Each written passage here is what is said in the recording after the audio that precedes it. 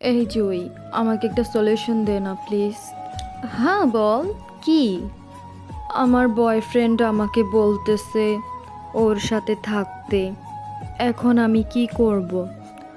ওকে কি না করব, না কি বলবো? হ্যাঁ, আমাকে একটা সলিউশন দে না প্লিজ।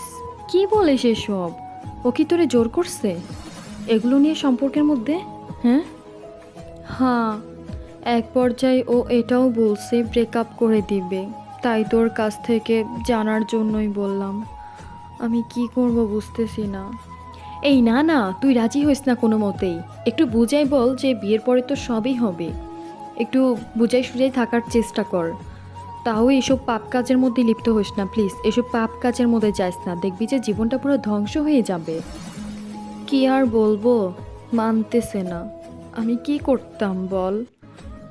উফ, আমি না নিতে পারছি না এগুলো। আরে শোন, আমরা মেয়েরা হচ্ছি এক ধরনের ফুলের মধুর মতো, যা ছেলেরা এমনি এমনি মধুটা পেয়ে গেলে আর চিনতেই চায় না, খুব সহজে ছেড়ে চলে যেতে চায়। তাই আমি একটা সলিউশন অনুযায়ী তোকে আমি বলবো যে তুই ব্রেকআপ করে ফেল।